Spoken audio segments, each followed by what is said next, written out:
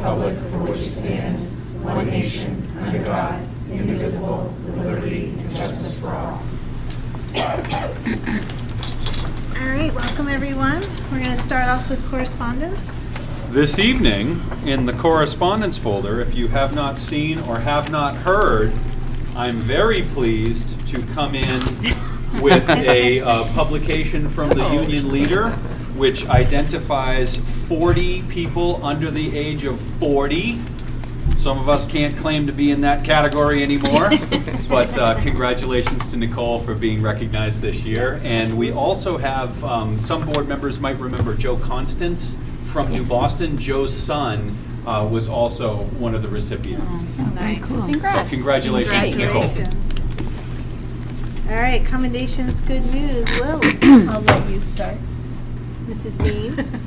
All right. I've been accumulating since we didn't do it last meeting. Right. So, Oh, that's all right. fine. So it's that time of the year already when school counselors have begun meeting with students for schedules for next year. All teachers met with their students to discuss what we recommended. For instance, in math, we're looking like, are you college bound or you're not college bound? And if you are going to college, what do you think you want to do with your future? So we can kind of get the kids into the right math courses.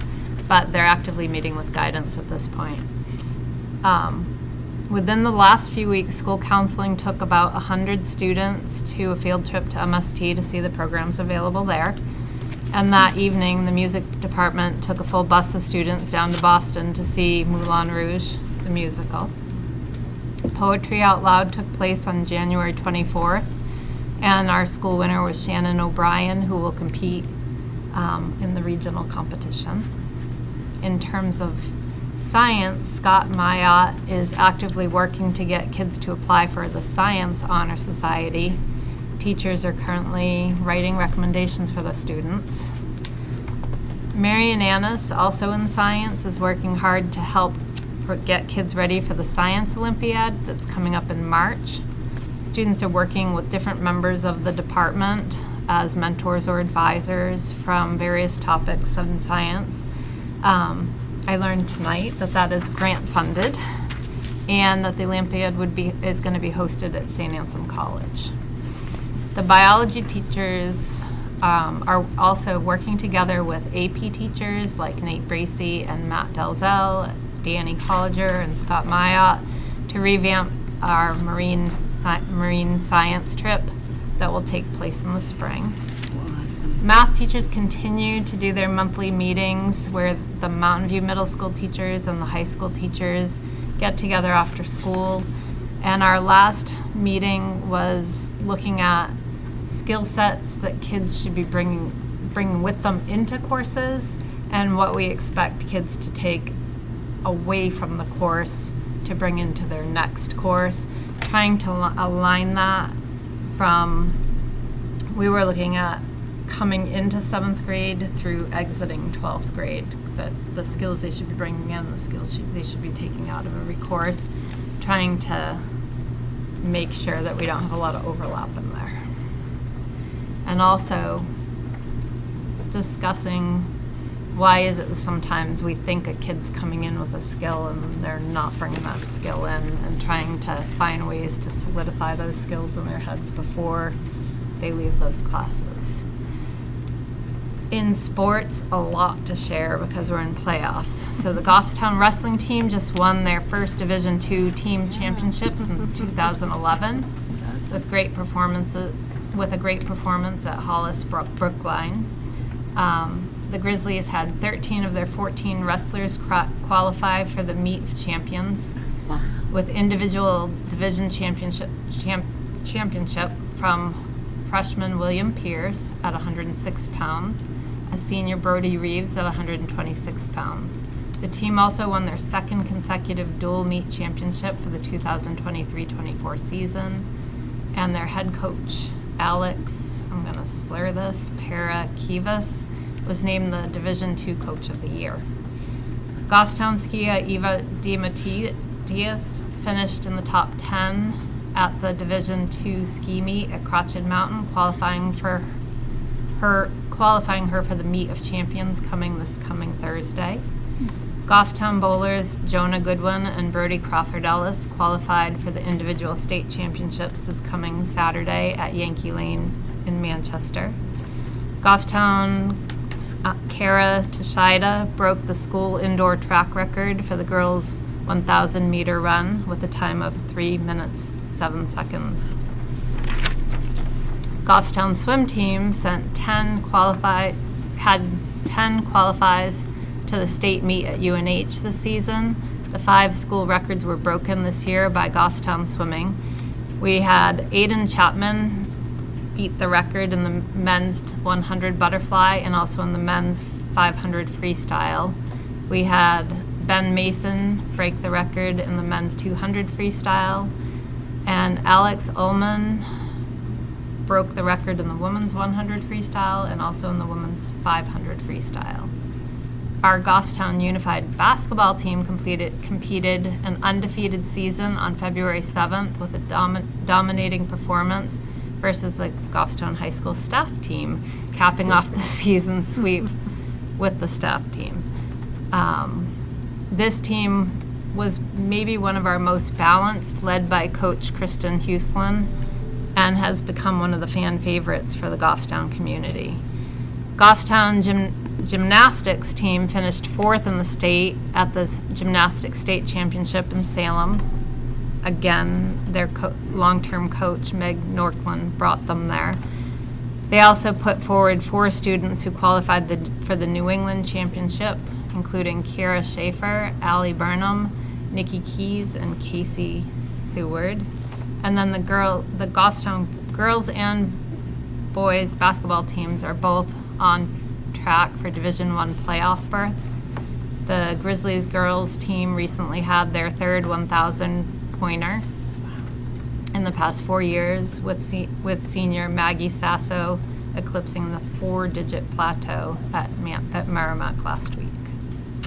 And that's what I have for you. Wow. Lots of Thank good you. stuff happening at There is a Goffstown lot High of School, and stuff. people Impressive. really want to share. So. Thank you so I let her much. go first because it knocked some off my list. But this week is Winter Carnival Week for Goffstown High School, and I personally love this week. Today was pajama day, so I could have shown up in my pajamas, but I decided against that. Tomorrow is Jersey Day. Wednesday is Barbecue Dad versus Soccer Mom Day. Thursday is Teachers Dress as Students and Students Dress as Teachers. Brilliant. And Friday is Class Colors Day. Something we added to Winter Carnival this year that I'm very excited about is a lip sync battle. So during homecoming, we do class dances where at the assembly there's a theme and students in each class basically choreograph a mashup of songs to perform for the school at the assembly, and it's always a fan favorite. So this year we added a lip sync battle to Winter Carnival, and the theme is decades. Seniors have the 2000s. Go Seniors. Les Mis opened on Friday, and we had 2 very successful shows on Saturday as well. And we have 3 more shows, Friday at 7, Saturday at 2 and 7. It's a super fun show, and I highly recommend coming to see it. Yeah. And then the girls varsity basketball senior night is this Friday as well. Nice. Thank you, Lil. Anyone else? Commendations, good news? I have a few things, Heather. Oh, yeah, sorry, Wendy, go Oh, ahead. that's okay. So Glen Lake's Positive Solutions for Families series started last week.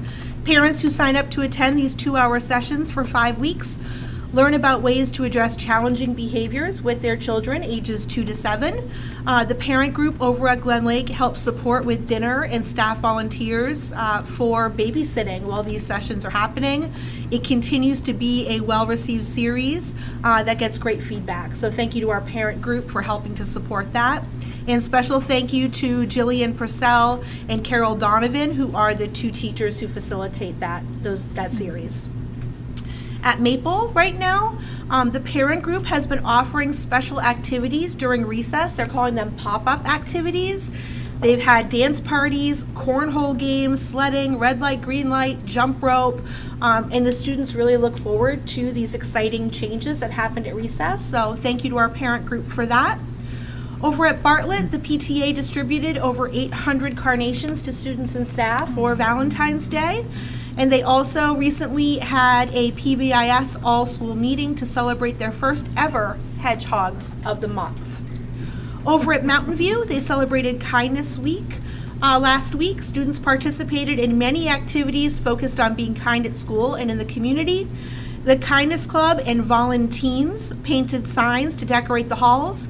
MVP hosted a new fundraiser focused on completing acts of kindness called the Raise Craze. Students and staff were also invited to participate in all of these activities, and over 1,000 acts of kindness were done over the course of last week. They also raised $4,000. Student government was also collecting self-care items for the Goffstown network. So lots of good things going on all over the district. Great, thank you, Wendy. Retta, I saw your hand Yeah, up before. I just wanted to add on about the play. I had the opportunity to go see Les Mis on Saturday, and it was outstanding. The acting, the singing, and I think the funnest thing to see is, over the years, the freshmen that come up and perform as seniors. It was really, really great. I have to say that the talent at the younger age is pretty darn good, so it's something to be proud of. Plus, I ordered my seats online, and I had reserved seats when I got there. Wow, very nice. Thank you, Retta. Anyone else? Accommodations, good news? Anyone? All right, seeing none, we'll move on to public comment. Is there public comment tonight? Just one? All right. Hi, Diane. So you know the spiel. I do. So keep it to 3 minutes, no question and answer, and the board will not hear complaints of anybody associated with the district. I understand that. So Diane McCarthy, Mountain Base Road in Goffstown. First and foremost, that was so much good news. So my commendations to everybody, the kids, the adults, everybody who helped make all that good news happen. I am here regarding the conduct of a board member. I am well aware of your public comment policy. However, 91A does prohibit us from discussing this in private, which means my only recourse is to come here. I understand that, but we have to stick to the policy we have now. I believe your policy is illegal, but I will do my very best. It's been the policy for many years, and it will be looked at, but as of right now, this is the policy. So Okay. I ask you to respect it. I will do my very best, Thank while you. also making my point, Yes. which is I was here 4 weeks ago as a guest of this, I was on the agenda. Mm-hmm. Now, as I was getting ready to go, your budget committee rep looked me in the face and said, F you, but he didn't say the F. That's not okay. I doubted it, because did that really happen from this table? But it did. There's a lot about it that I don't mind and that I'm not concerned with. But what I am concerned with is that the conduct coming from a member of this board while sitting at this table.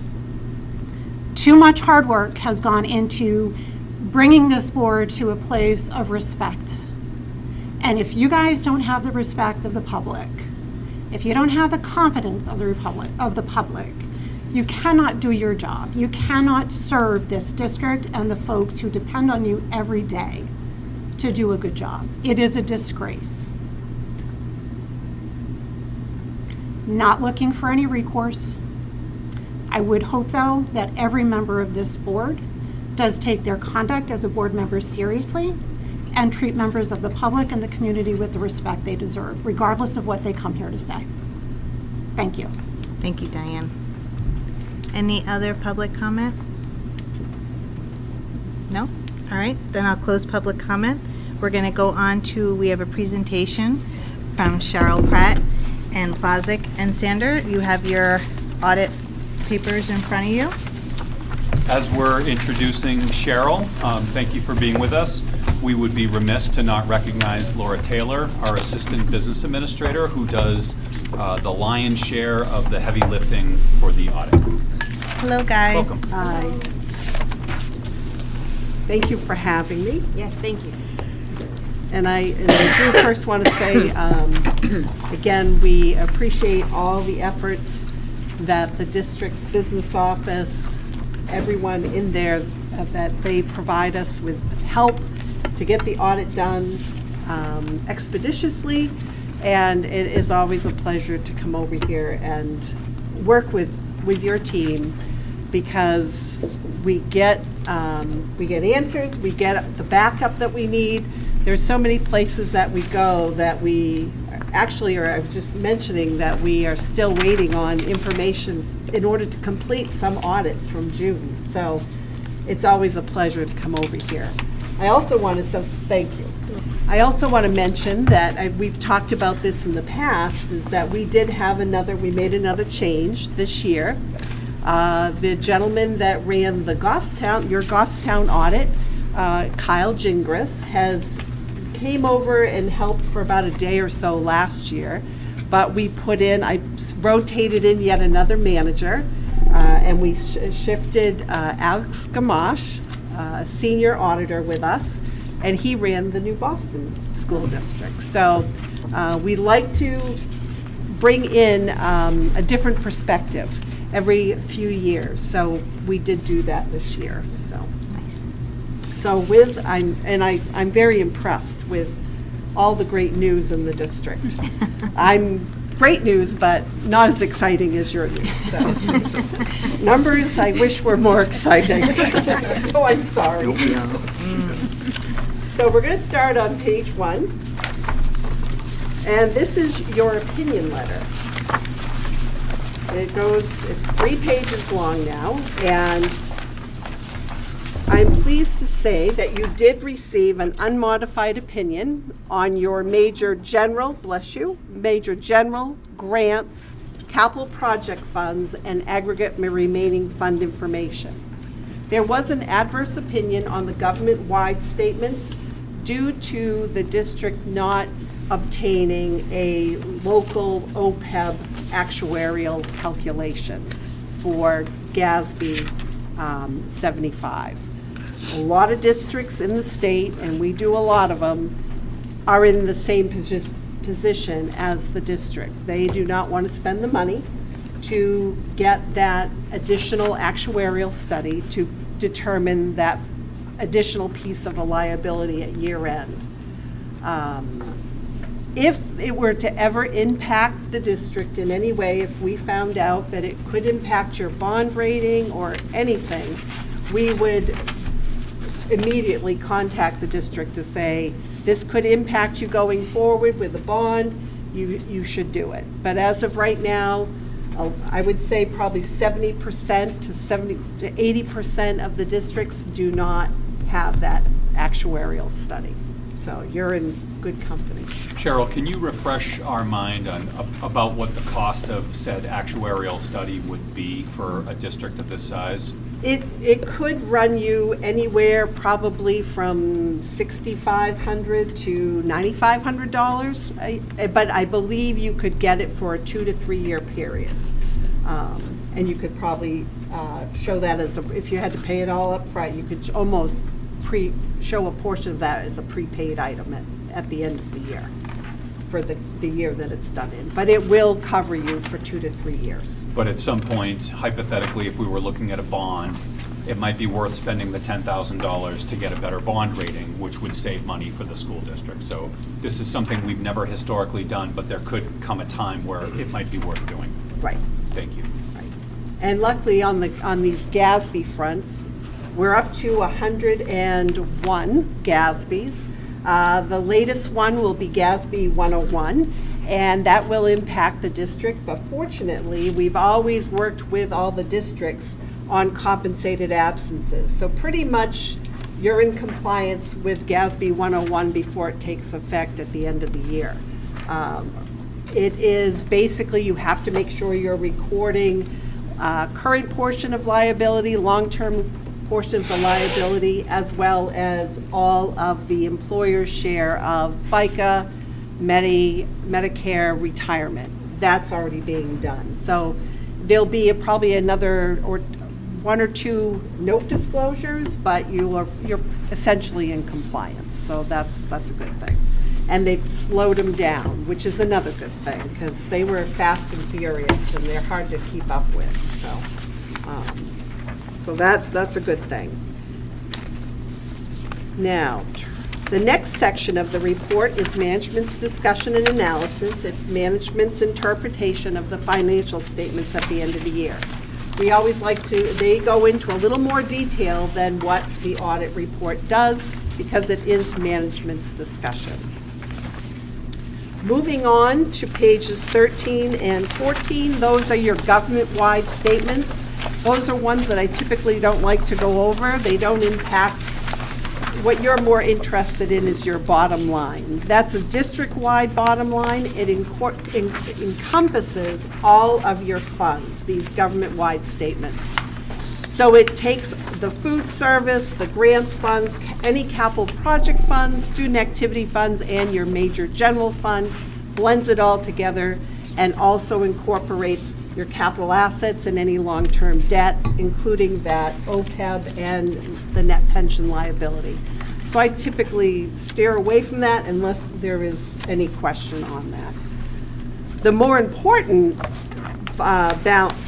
financial statement is found on page 15, Exhibit C1. This is your balance sheet of the individual funds, so you can see what each fund, what it has for a balance at the end of the year. The first column is your general fund, and at the bottom is your fund balance, and you ended the year with a total fund balance in the general fund of $4,871,881. On page 37, note 16 gives you a further breakdown of the general fund and the non-major governmental funds, which are also reported on page 15. It will report in further detail any fund that had fund balance at the end of the year. Because the grants fund and capital project fund did not have fund balances, they're not reflected in this note. But it will give you the breakdown of the 5 different categories. For example, non-spendable had an inventory fund balance of $40,338 and prepaid items of $126,250. Committed fund balance, included in committed are your expendable trust funds. I know I've bored you probably year after year with the GASBs, but GASB 54 requires that the expendable trust funds be incorporated in the general fund for reporting purposes. As well as under committed is your voted appropriations. You took an action at the March 2023 meeting to use unassigned fund balance to fund trust funds going forward. Unassigned fund balance includes encumbrances, your 5% contingency, money that is used for an emergency, or if the board wanted to turn it back to reduce taxes in the next cycle, and your student activity funds. The assigned fund balance for student activity funds are shown in both the general fund and the non-major governmental funds. In the general fund, those student activities are truly a district activity. Off the top of my head. These are items like our admin accounts and our library account. So those that are more deemed towards the benefits of the schools themselves versus the students within the schools. And then in the non-major funds, the student activities over there are strictly from fundraising that the different clubs raise money for those activity purposes. And then your unassigned fund balance at the end of the year in the general fund reports $2,606,355. Now I'm going to fast forward you to page 47. And this is where you can see where you started with unassigned fund balance and where you ended at the end of the year.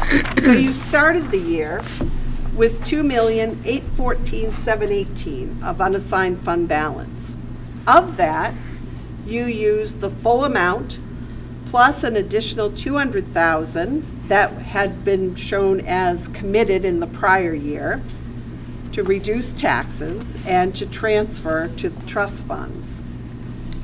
During this prior year, you did end up with an overall budget surplus of $3,152,791. And that is made up of a revenue surplus of $1,413,540, which can be seen on page 45. And a large portion of that was you received $938,621 more in tuition than what was budgeted. In addition, your interest earnings went way up. Again, $174,273 more than budgeted. And then you did receive $300,199 in state aid, more than anticipated. On page 46, you'll see that you had unexpended balance of appropriations totaling $1,739,251. This factors in encumbrances at the beginning of the year and encumbrances being carried forward into 23-24 at the end of the year. Then what we do is we have to analyze the different types of fund balance. And if there's an increase in one type of fund balance, it will decrease the unassigned fund balance at the end of the year. So compared to the prior year, there was an increase in non-spendable, committed, and assigned that was just over almost $300,000 that decreased that unassigned fund balance to arrive at the ending unassigned fund balance of $2,606,355. Cheryl, if I could just also point out that what we saw this fiscal year we're talking about, FY23 and in FY22, were greater than anticipated revenues that are coming from COVID, in essence. So we saw 2 to 3 years of underspend of the budget because we didn't run certain buses or certain programs, we didn't fill certain positions, et cetera, and then an over collection or an over anticipation of revenues. We are not going to see that. I'm just trying to, in terms of the prediction for the end of this fiscal year, we are not going to see a lot of that. My prediction is going to be probably $1 million less. So that is impacting things. So next year, I think we're going to see a little bit of a different story. So I don't want the board thinking, oh, wow, we're going to return another No, we're not returning another 2.6. It'll be far less than that. So I just wanted to make that clear before And if I may add, if you take a look at Schedule 1, this revenue one, the other state aid, you're seeing that $280,000, that's the state money that was returned for the purpose of tax relief, so that 7.5% that was given back by the state for retirement. Yeah. So that's why there's such a larger overcollection of other state aid, is because they returned that retirement for the purpose of being overcollection so that it returned as of tax relief. And I just want to mention on the Schedule 3, as we talk about it a little bit more, Scott and I do have a very similar worksheet that we use. So as we start to predict fund balance moving into the spring, we use a worksheet just like this as we go through and try to predict what it's going to be at the end of the year. So this is a familiar site that you'll probably see as we move through the spring. And it's a really useful tool. We try to train a lot of towns and schools to use something like that to help them project your year-end unassigned fund balance. So before we go on, Dan has a comment, question. Go So ahead, you're, Dan. am I correct in understanding there was a prior period over collection of our expenditure? Is it a prior period? You said over collected retirement, 280,000. Refund of a prior year expenditure. So it's a prior year? Yes. That's why it's showing up where it is rather than a reduction of the appropriation? Yep. Okay, thank you. Thanks, Dan. Where did they find that out? I mean, what was the nature, I'm sorry, I'm just very That curious. was What was the nature legislation where. of that? It was the legislation whereby the state gave school districts and municipalities 7.5% of the retirement cost. Okay, If so you it's not recall, really the over collection. We paid the New Hampshire retirement system for what the stipulated percentage was. Then the legislation came out whereby it used to be Yes. like a 40%. Right. They gave us 7.5. You got And it. so the way to One-timer. do it was to send it back. Yep. All right, thank you. And it came a year later, right? Yes. It- Over, once our books were closed. Yep. Yes. Yep. Right. Yep. Yeah, so that goes totally back to the taxpayers. Right. Yeah. Then the other area I want to just go over briefly is in the back of the report, starting on page 52. This is because you receive and expend over $750,000 in federal money during the year, we have to perform what we call is a single audit. We have to test up to 14 requirements that are listed by the federal government, it could be allowable costs and cost principles, Davis-Bacon, timing, making sure you're making your payments when you should be. There's all kinds of things we have to test for. So I'm pleased to say, and I'm going to be, the first two opinions are on the financial, the first one's on the financial statements, the second one is on the compliance itself. On page 56 is kind of a synopsis of the single audit in one place. And again, I'm pleased to say that on the financial statements, you did receive the unmodified opinions on each major fund and aggregate fund, remaining fund information, and then the adverse on the government-wide because of the OPEB. There were no material weaknesses and no significant deficiencies. In addition, there were no material non-compliance with any state RSAs or federal laws over your financial statements. So that is wonderful. Again, can't say that everywhere we go. We've got issues, but this was very good. In addition, with your federal awards, there were no material weaknesses, no significant deficiencies, and no non-compliance. During the year, we have to do a determination of all your federal money to determine what we're going to test. And this year, we tested COVID money.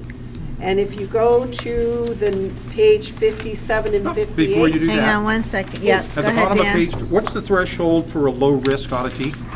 It is, it's I think it's 750, but because it's like a 4-year cycle. Look back.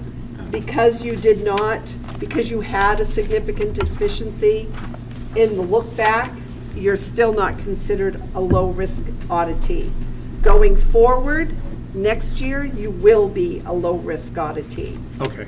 But they do a look-back period, so we have to There's a look back. 3-year look back, current Yeah. plus the past 3. Right. Okay. Thanks, Dan. But I can say next year, providing there's no findings, you will be low risk next year. Thank you.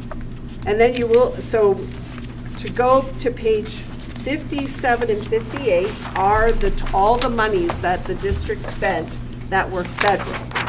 And on page 58, you can see that in total, you received and expended $3,811,006. Of that, we tested the COVID funding, and that's up on the first section on page 58. We totaled, with the COVID, we tested $2,033,625. Did we test every single invoice? No. But we had to perform our procedures over the various ESSER grants and the ARP grant. at the end of the year. So we did test the COVID money. That money, like Mr. Gross mentioned, that is going to be going away. That is sunsetting. There's not going to be much. I think we have until 2025 on some of this money, and then it's anticipated there'll be no more of that. So it's done some really good things in the districts, this COVID money, but it is waning. And then back on page 56 at the bottom, if you had any findings, material weaknesses or significant deficiencies, they'd be noted here. But as you can see, you did not have any this year. So that is a very, very good thing. And we do a lot of testing, so you should be very pleased with the performance there. So with that, that's kind of the audit in a nutshell. So I don't know if anyone has any questions or wanted me to go out over something else in the report. I don't see any hands. It's riveting information. I think Jared's looking for something. I can't recall what page it's on.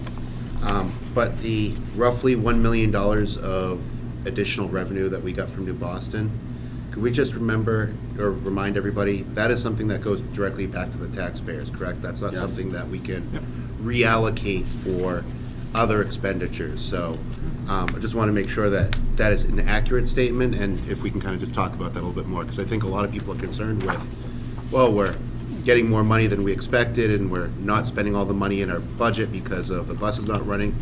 I know that some of that doesn't, or some of that automatically must go back to the taxpayers for tax relief. You can't spend what is not in your appropriation. So the answer to your question is 100, what you said was 100% accurate. Any over-collection of revenue, again, barring if it was a federal grant in which we are allowed to spend it, but in the situation of tuition, no, all of that goes back to offset taxes for the following year. Thank you, Jared. Thank you. Anyone else? All right, seeing none. Thank you, guys, both of you so much for coming. Thank you. Thank you, Brian, do you Cheryl. have anything else that you want to say? No, just, again, great job to Laura and the team. Yes. And we continue to really value the partnership with Plodzik and Sanderson. And Absolutely. Cheryl Thank you. is a great resource. When I think back where we were when we brought Cheryl in to where we are now, I'm very proud of all the work that Scott has done, Laura has done, and the team in the business office. So Yeah. really Absolutely. outstanding job. Yeah, I Thank just you. wanted to also state, thank you, Laura, as well, and Heather, who's not here, and the folks in the business office. It's a lot of it, it's a lot of work that they do behind the scenes. But what I really appreciate is that we get a new, fresh look pretty much every year because of the cycling through of different associates. And it's interesting that each and every associate comes with a different perspective and a different slant, which I think is helpful for us to see areas where we need to maybe improve. So I think that I like the fact that the firm is large enough where you can cycle different leads through, because we get I think overall we're getting a more comprehensive audit because of that, so. I would agree. Yeah. Yeah, that's true. I agree as well. Thank you, There's actually Terry. still several you Yes. haven't met, so. Yes, and your team, they really are, I echo what Mr. Balke said, they really are a resource. I speak with them throughout the year when we have questions, as we prepare to move forward with the audit coming up, just to have a partnership with them where we can really get the best foot forward versus looking at it in June or July and saying, oh shoot, we did that wrong. We look at it first and we talk to them, and it is such a help. So thank you for allowing us to continue working together, because it really does wonders for, I think, the district. And also should plug that this audit, as well as every other audit over the last 6 years or more, is on the district website. So for full transparency, anyone who wants to read the audit, Cheryl, despite Full the report. the full report, it's on there, and I just You're wanted welcome to Yep. let everybody know that. All right. Thank you guys so much. Thank you. Have a good night. You too. All right, we're going to move on to approving the minutes from January 22nd and February 5th. do them together or separately? We can do them together unless you saw anything different to change. Move to approve the minutes from January 22nd and February 5th as presented. Thank you, Nicole. Do I have a second by Shane? Any further discussion? Seeing none, all those in favor say aye. Aye. Opposed, abstaining, we're unanimous. All right, committee reports, A and F. A&F, we met this evening at 6, went over several items, one which was a unanimous recommendation for me to offer this motion.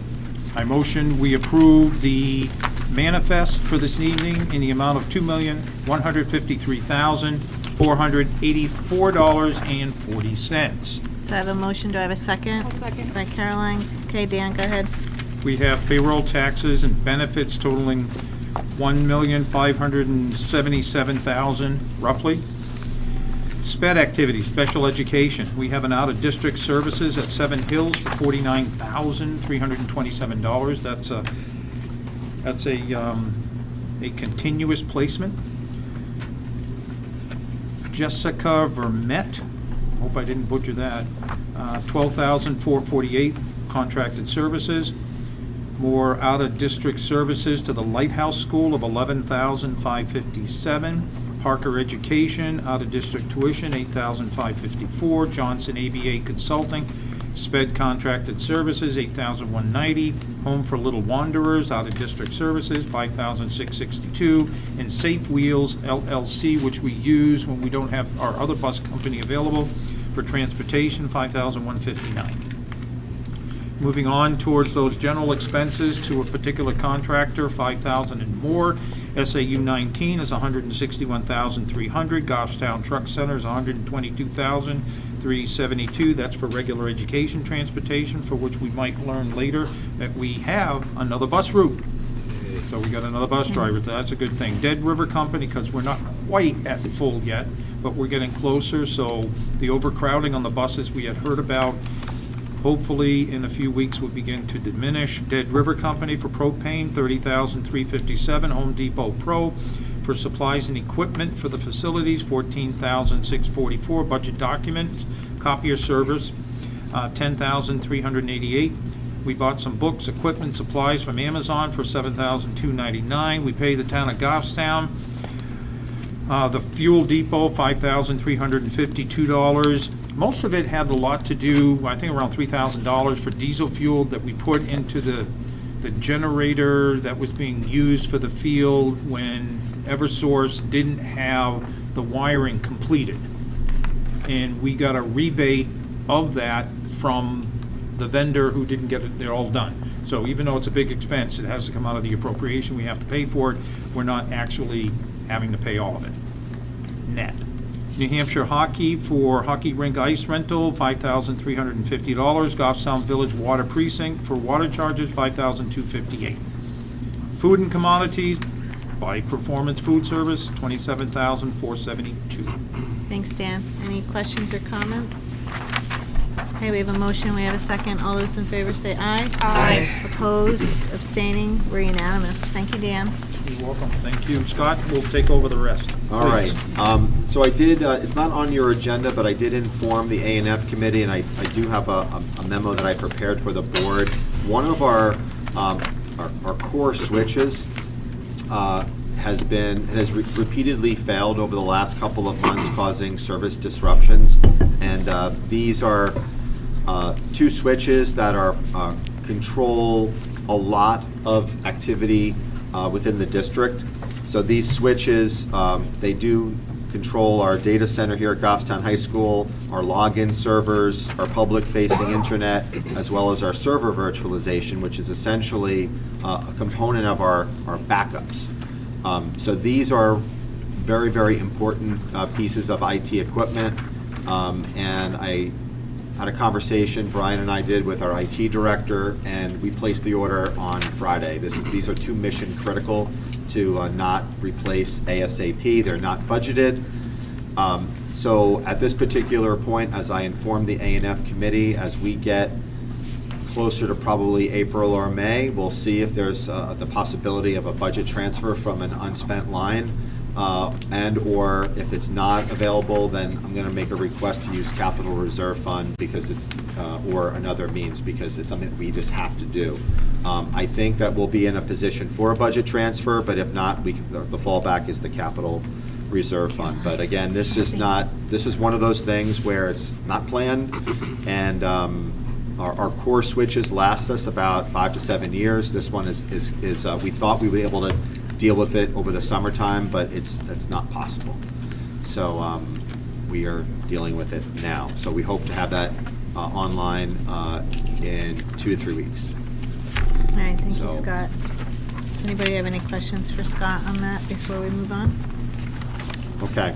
All right. The next one, I shared with the board previously, but I want to share with the board and the community once again that we are pleased that we are able to add one additional bus route in the Grassmere section of Goffstown. So the bus route is more in the area of Moset, Montalona, that area, but it impacts other bus routes as well. So the superintendent has sent out an email to those impacted bus routes to let them know of that, because some of the bus routes are changing the times slightly. And we have also put it on Facebook. It's been in the school publication, so I think we're going to do another one next week as well in terms of notification. So the good news, as Dan had alluded to, this is going to offset some of the overcrowded issues that we've had on that bus. We've had 60, 70 kids in some of these buses, so that will help. So, and for some of you around the table, they impact you. So just so you know. So just make sure that you look at those bus routes, because the times are changing. And I learned, tonight from one of our board members that on one end, it was like 15 minutes. Yes. So to the good, but nonetheless, it's going to require some changes in what parents and guardians have to do in terms of pickups and drop-offs. So I did not know it was going to be quite that much time, but I appreciate the feedback, because that might impact our communications going forward. So thank you for sharing that. It's okay. Fewer kids is a good thing. Yeah, Fewer I kids just on the wanted to bus. say also thank you Yes. for your work on that, because we are saving some time on my kids' schedules, but also I've heard from other parents their kids are getting home anywhere from 20 to 45 minutes earlier. So that's just a lot of time that the kids get back in their day. So thank you. That's good. All right. So I also thank Go you ahead, to the Scott. Goffstown Truck Center, which we now, Denise has shared with me that we must be calling them STA. So we're going to call them STA going forward, and in parentheses, GTC. Right, Denise? Okay. Are you all set, Scott? Yeah, one more thing. The A&F committee also discussed that I will be bringing some revisions to some financial policies. So over the last couple of weeks, there have been instances in which I think we need to make some adjustments to financial policies, mostly in the area of student activity funds. So I know it was talked about in our audit, but we do have student activity funds most of them are here at Goffstown High School, but nonetheless, there is money that's raised by students, and just need to change up some of the language and make it a little clearer as to with deposits, the timeliness of deposits, and some of the processes there. And that is essentially it. So hopefully, I'm going to get those to the policy committee by March 11th. March 11th is policy meeting. Right, so I'll work on those over the next week or two to get those. Okay. There's about 4 of them, I think, that we're going to make some slight tweaks to. Sounds good. That's it. All right. Moving on to budget committee. Jared.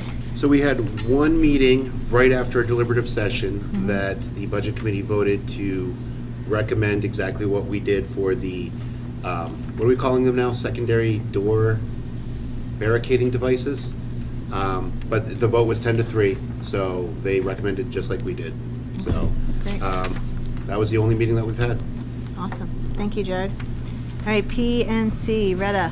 Yes, PNC met this evening. We had quite a few agenda items. We started with a debriefing of the awards and thinking about, what went well, what we might want to change. And I think we're in agreement that we want to start the process a little bit earlier so it's not conflicting with the holidays. So it will give us more time to work on the videos. But all in all, that was good. We looked at the mission and vision statements for both the school district and school board. As you know, we have two. We are revising the school district and will be bringing forward a recommendation to consider eliminating the school board mission. Our plan is to have a draft to the board by the April meeting, and then we can have discussions around whatever the committee brings forward, and then we would do the final vote at the retreat as we do every year. But this will give you your hands on the vision mission statements ahead of time. We talked about the status of the SAU website, and some things are in process. They're looking at the color maroon they should use. Big decision there. But we are we're going to request some updates on what the timeline will be, and hopefully we'll have some recommendations. A lot of the work will be happening over the summer, so we're hoping we can get like a wireframe or some sort of conceptual design. Bless you. So we can be adding more input to that. The last thing is that we did secure a table at Springfest 2024 with electricity, 10-foot table with electricity, and chairs and table. We don't need to bring it, it'll all be there. This is on April 13th, and as we did last year, we'll be looking for board members to volunteer to be at the table, ideally 2 people for each 2-hour time slot. Oh, I signed you up for the dunk tank too. Oh, Just yeah. so you know.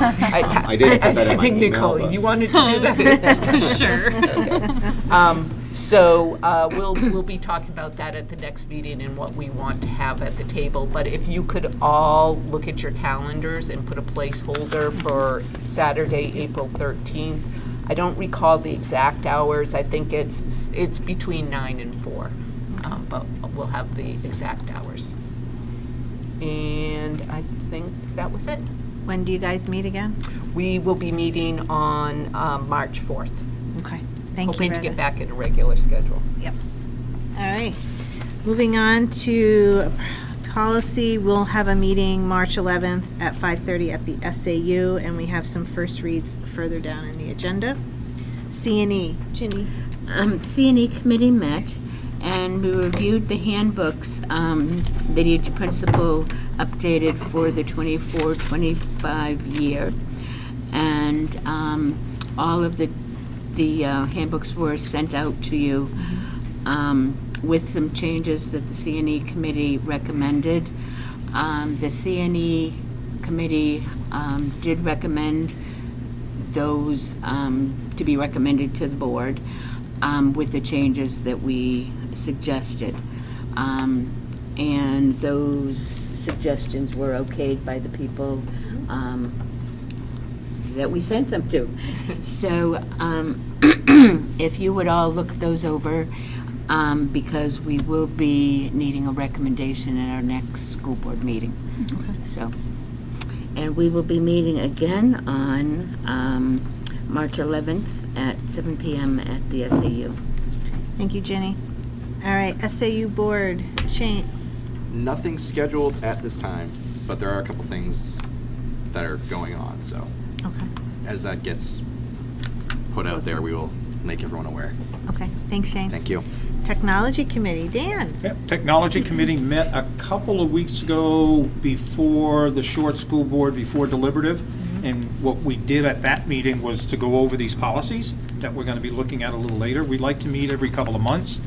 Y'all are welcome to come. There's just one board member assigned to that committee. And the fun part is, all of that gobbledygook that you guys saw in the letter was actually, for changing the switches, was actually very important for me to understand what he was doing. And yeah, they're needed, and it is the right solution for what needs to be done. Great. We do not have the next meeting yet scheduled, but I'm thinking it's going to be in April. Okay, sounds good. Thank Thanks, you. Dan. All right, superintendent's report. Go ahead, Brian. Thank you.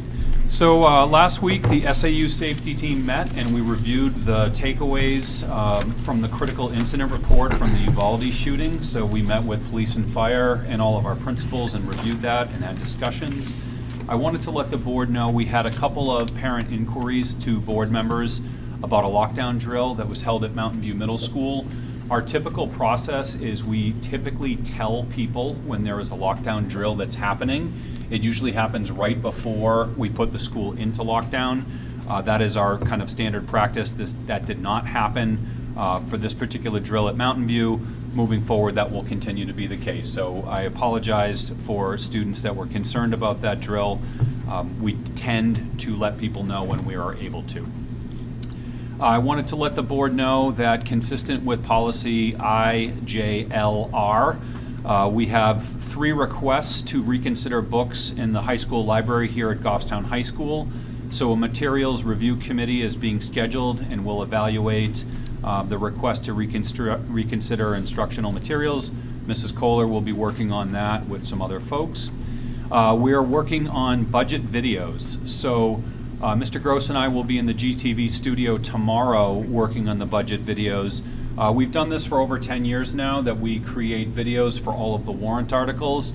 And this year, Scott and I hoped we might be able to tap into Mr. Talbot and Mrs. Bump, who did the presentations at Deliberative and did a great job. So we were hoping that maybe you guys might have a little bit of time to be part of the videos. There's another time slot. I just texted him, so I just found out from GTV. So we're going to be there from 2:30 to 4 tomorrow, and then Wednesday, it's between 4:30 and 6 p.m. And because we can splice these things together, so we talked about maybe you doing an intro perhaps, and then, you know, if we're able to make it all work, then we'll just, you know, edit them in. It'll look seamless. And this is something that I think you guys both did a really nice job. We would welcome more of the face of the board and less of us. Yeah. So I think it's a great thing. So thank you for that. A couple of other things. Mrs. Kohler received a notification that we are receiving an additional approximately $30,000 for Title I. So this is a nice problem to have. On the staffing sheet this evening, Wendy has under other, we have a proposal for a 40% Title I teacher. Wendy was just notified about this additional $30,000 today, so we're going to be making a slight change to that. So Wendy, I think you were looking for an additional 2 days. Can you explain a little bit? Yep, I was actually looking for 2 days at Bartlett and 2 days at Mountain View to support our Title I students that are in both of those places. So given the allocation you have at this Yes. point of the year, that we could fund a 40% position for the remainder of this school year. Correct, just And- through this school year. Now, how does the additional 30,000 change the 40%? It increases it, obviously. It does, it increases it. So I actually met with Heather Kelly from the accounting office last week. We figured out all of our monies that we need to be able to run our summer programming for Bartlett and for Mountain View as well. We got some carryover money that we just found out about at the end of January that was unspent. We're allowed to carry a small portion over, plus this additional, it's $32,000 that was given to us that we would be able to add both of those positions just through the end of this school year. So that's what I'd be looking for if the board will approve that. So if the board is on board with supporting the use of Title I funds to create some additional teacher time, we could do that this evening, and then when we have nominations, if we have nominations, Yes. you would approve the positions when we bring them forth for you. So it will, Yes. 40% is going to be a rough number because it's going to depend on who we hire. But given the amount that we have available, we would be seeking that. Absolutely. So, so that's that piece. And just a couple of other things. The new bus is going to be bus 16. So Mr. Gross spoke about that. We have communicated that out. We will do so again. I'm so grateful that we were able to do this, and I hope we can continue to trend in this direction. I'm hoping that next year, maybe we can add another bus. We can start to add middle school athletic transportation back in. We want to make sure that we get these things moving forward. So hopefully that'll continue to be a positive development. And lastly, I would like to wish everyone a nice vacation next week. Hope everybody has a great week, time well off, and spend time with family and friends. So I'll stop there and ask if there are any questions. Go ahead, Lil. I have a question kind of going back. I know I had brought up to the board a little while ago after the student rep meeting about a policy that would allow the teacher and student rep to have some sort of like say or non-binding vote on this board, and I just haven't gotten any information or no one has reached out to me about any like progress or anything like that, but this is something that is important to me and is important to student council, so I just wanted to ask the question. So I can answer some of that. So Yeah. we had no policy meeting last month, so we Okay. just met last Monday, and we did touch upon that, but then we found there was an RSA that we're looking into legal to see exactly what Awesome. that means. Thank you so much. So we hope to get some more information very soon. Is there So, anything you yeah, want to add to actually, that? we're going to do it in two different pieces. So the first piece that we were looking at was just for the student rep. The second piece would be for teacher reps. The statute that went into effect on July 1st of 23 Yeah. that required school boards that have a high school to have a student rep on the board specifically says non-voting member. So that's the piece that we need to do some further investigation into. But the draft policy that the Policy Review Committee looked at was modeled on the Bedford policy. So teacher rep will be done separately, but the student rep we're working on. Great, thank you so much. You bet. Thanks, Lil. All right, anything else for Brian? No? Okay, so we have no old business. We have some new business, which are new policies, first read, so read through them. If you have any questions, let us know. They'll come back at the next meeting for second read. And then we have the staffing sheet. So for the staffing sheet, we have a number of notifications, no action required on the board, but we've got 1, 2, 3, 4, 5, 6, 7, 8, 9 student observers. This pleases me. In an environment where we continue to see less and less people interested in serving their schools and their communities as public schools people, I'm so glad to see that we have some kids that are interested, so terrific news. Would you explain to the public what they are? Yeah, Student so observers. we have a relationship, particularly at Bartlett, with St. Anselm's College, and we go through the process of doing background checks on students.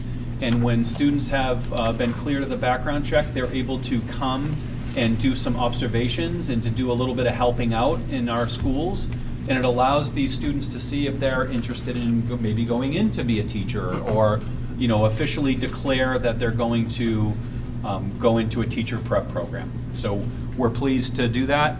And so we've got those folks from St. Anselm College, and we actually have one working with Mrs. Birdsey at Maple Lab as well from Manchester Community College. Go ahead, Jared. This is a general question, Brian. In years past, has any of these individuals been able to stay on after they graduate and get their certification to become teachers in Goffstown? Good question. So this group of St. Anselm students are typically young. Yep. They're usually, St. Anselm does this, these hours earlier than some schools. So like if you went to UNH, you tend to do things maybe a little later. I don't know if we've hired anyone from St. A's recently. Do you remember, Wendy? I don't think from St. A's, but I can speak to when I was at Mountain View, when we had students who were coming in to actually do their practicum experience, unlike just their observation hours, we have certainly hired from that pool. That's good. Great. Yes. I Thanks, can also Jared. add, just from when Kevin Farley was here and we had a lot of teachers going out on leave. St. A's is interested in you contacting them when that happens to have some of their students become long-term subs. Nice. Great, we could call them tomorrow. They were eager. We reached out to them. We didn't get a match at the time, but they said to keep them in the loop when you're looking for people. Great. Nice. Yeah. Oh, sorry, Shane. It's okay. I didn't look over that. Go ahead. Just to help answer Jared's question, when I was in Manchester, I would coordinate the St. A's observers at the school I worked at, and I can think of the majority of them that I worked with. They all went on to become certified teachers. Many of them were hired in Manchester. I know there's one in Salem. They're kind of scattered throughout the state, so this is a good thing. Yeah. Absolutely. And, yeah. If I can just add on, I agree. It's when we talk about the metrics of some of these things, this is actually something that bears fruit for us. I know that we've always had some problems, keeping our teachers, bringing teachers in, and if this is just one other avenue of being able to share the culture here at Goffstown and having them buy into that culture, I think it's awesome. Yeah, absolutely. Agreed. Can I ask about for the Title I teacher, is the board comfortable with us moving forward at this point based on the amount of money that we have and to look at what we have available for staffing and then come in with a recommendation for filling these seats as opposed to getting a blanket permission to move forward now? I'm just looking to move. Go ahead, Nicole. So to clarify, these are funds you got specifically for that kind of program? They're specifically for Title I. Right. So right now, we use Title I funds at both Bartlett and at Mountain View. My understanding going all the way back through the fall is that Bartlett in particular really needs this help, so I would be in favor of that. Thanks, Nicole. Go ahead, Dan. This is not a new permanent position. These are just additional help for what we already have available. We're not asking for a new position. Right? Correct. And it's important for everyone to remember, when I say Title I money, this is federal That's money. federal, So use it or lose it. Right, when you were just looking at the single audit, that $750,000 minimum threshold, this would be an example of that. So when we receive these funds from the federal government, they're very specific, there are strings attached. You can only use these funds for specific students. We can only use these funds in 2 locations. So we're happy to spend it. And I think it's also good for everyone to know that in the past, we have tended to wait on some grant projects until we had kind of money in the bank and then move forward. Wendy's taking a different approach, which is spend it as it comes in. So I think this is a better approach. In the past, we've had periods of time where we had excess funds, and then we had periods of time where we didn't have funds. This is a little more stable of how Wendy's looking to do this. So I think it makes good, prudent sense. And I would say move forward with, let us advertise and see if we might have some ability to find some staff. But that's what we're looking to do. Go ahead, Ginny. I'm definitely for this, but just to ask the question, this is a 1-year position using the federal money that we have. So Correct. after the money is gone, the positions are gone as well. Correct. So, but we tend to think about this as kind of like a tutoring type program. So if we have additional funds available, we would use that kind of an approach, and let's get the support to the students who need it. Go ahead, Dan. Is this the balance of the year? That's what I heard. Or is this money that is going to be carried over into the next fiscal? These particular 30,000 hires and- would be for the remainder of this year. Yes, that's Then it how I would end. understand it. Yes. Yeah. And obviously, if the board is okay with going through with this, the applicants would know that before they sign on with us, that this would be just through that June threshold, and then that position would no longer be there. One of the things that I'm always cognizant of is some of our Title I students who really need extra help don't come during the summer. So any extra help, will we have them in the buildings that we can give them to help raise their achievement, I think would be a really great move for us. So I'm excited about these extra monies coming in, and I really would like it to be somebody who's front-facing with students. So do you need a motion from us or just a consensus? I think if the consensus is everyone's comfortable with us moving forward, and then we're going to bring the nomination to you anyhow. So I think it maybe Everybody's is. good? Okay. This is a fine approach. Thank you. All right, and then there's some other staffing that we'll be doing in non-public. Correct. All right, so moving on, other business that may legally come before the board? Seeing none. All right, so we have 2 non-publics. We're going to go into A. Is that the first C one? first. C first. So I'll need a motion to go to non-public session RSA 91A3 to C. So moved. By Shane, do I have a second? Second. By Ginny. Always good to see. Do roll call. Yes. Yes. Yes. Yes. Yes. Yes. Yes, we are in non-public. We're going to go down to the conference room. Yep. Good to see you both. Good to see you.